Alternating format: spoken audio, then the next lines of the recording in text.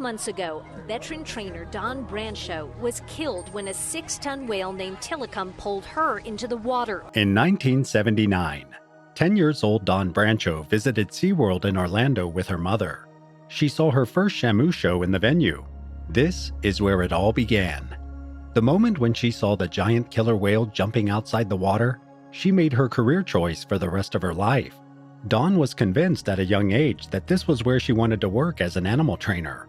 But at that moment, she had no idea what was in store for her in the future.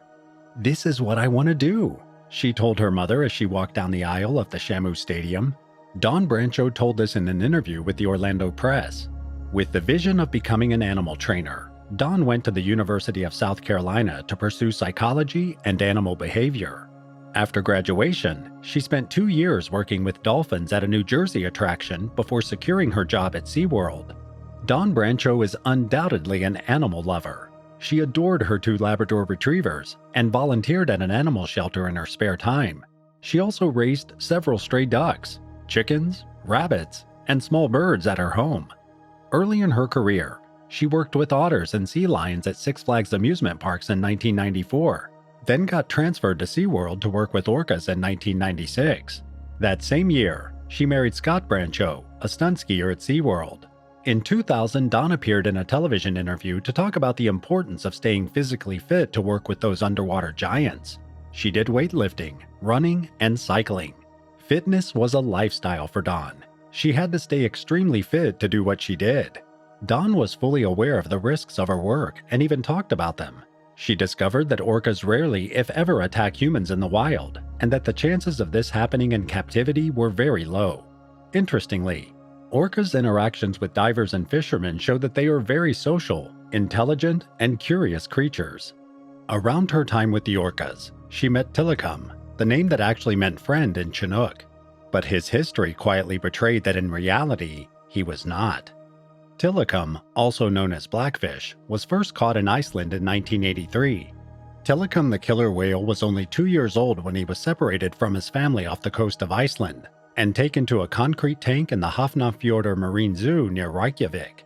For almost a year, he could only swim in circles or lie motionless on the surface of the water while waiting for his transport to Canada.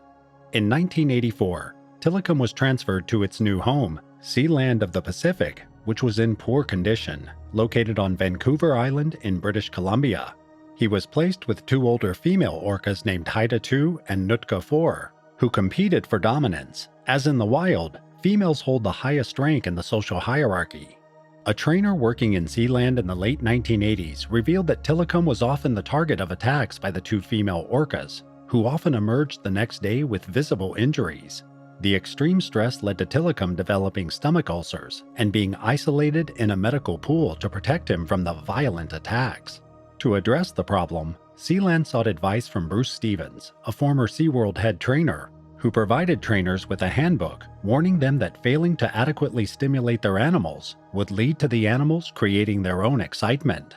Nonetheless, biologist Eric noted that there was little improvement. The animals' intelligence and needs were not sufficiently taken into account. As Bruce had warned, the orcas began to play with new objects in their tank and refused to relinquish them, becoming increasingly aggressive. In May 1989, Eric resigned and reported the aquarium's safety problems to the Canadian Federation of Humane Societies, including his ominous premonition that someone would be seriously injured. He had a terrifying final warning. "I feel that sooner or later, someone will be seriously injured." On February 20th, 1991, after a performance, a tragic incident occurred when a University of Victoria marine biology student and part-time trainer named Kelty Byrne, aged 20, slipped and accidentally fell into the orca pool. Tilikum and the 2 female orcas then attacked and assassinated her. She was just a 20-year-old student working part-time with orcas to make extra income. Sadly, Kelty fell into the pool accidentally and got hunted by Tilikum and the 2 other orcas. An employee is dead after an encounter at a Canadian park called Sealand of the Pacific. The victim, Kelty Byrne, was a championship swimmer and a part-time worker at Sealand. Shortly after the terrible incident, Sealand closed its doors and the orcas were sold to SeaWorld in 1992. The animals were part of the park's Orca exhibit, with little to no attention paid to its aggressive reputation. He was the largest orca in captivity. In 1999, Tilikum was involved in another strange fatal accident in which a homeless person passed away. Despite his history, Tilikum was still on display at SeaWorld, and he made a lot of money for the company. Tilikum and Dawn had trained together for many years. Those who worked with her said that their bond was strong and based on love and trust. But on 24 February 2010, on the day of the Shamu presentation, a terrible tragedy occurred. On this day, Tilikum and Dawn performed at the Dining with Shamu Show at SeaWorld, where guests enjoyed an outdoor dinner with a live orca show. The 40-year-old trainer was at ease with the orca and had just stroked his nose, but what happened next left the public and the world in shock. Dawn lay with her face next to Tilikum's, the orca with whom she had spent countless hours and who had always treated her like a trusted companion. But when Dawn turned, Tilikum grabbed hold of her trainer and longtime friend. Witnesses claimed that Tilikum grabbed her ponytail and then pulled her into the water, and after which he then started swinging her underwater in his mouth. According to other witnesses, however, she was dragged into the pool by her arm or shoulder. The trainer was quickly and violently pulled into the pool, after which she drowned. The attack was prolonged and incredibly violent. What apparently happens, we had a female trainer back in the whale holding area. She apparently slipped or fell into the tank and was fatally injured by one of the whales. According to an autopsy that was made public, Tilikum thrashed its trainer around its pool, breaking her jaw, shattering a portion of her spine, dislocating one of her elbows, and even dislocating a knee. Dawn Brancheau drowned after being pulled into SeaWorld's pool on February 24th around 2 p.m. and passed away as a result of blunt force injuries to the head, neck, and chest, according to the autopsy. She was attacked by the orcas with such force that, according to the autopsy, a portion of her scalp was forcibly pulled from the skull. The orca's violent motions fractured Dawn's lower jaw, part of her vertebrae, and several ribs. Her left arm was also torn from its socket, and Dawn was scalped with her hair and skin found at the bottom of the pool. The autopsy was released while SeaWorld and Dawn's family were awaiting a court ruling on their request to keep a video of the fatal attack private. Even though the other trainers tried to divert him with nets and food for 45 minutes, he continued to sit on the basin deck with Dawn's shattered body. Eventually, they managed to get him into a smaller medical pool where he was easier to calm, and he finally released the body of the trainer who had spent so much time with him. Dawn Brancheau was just 40 years old when she passed away. She was laid to rest in the Holy Sepulchre Cemetery, which is located just outside of Chicago, Illinois.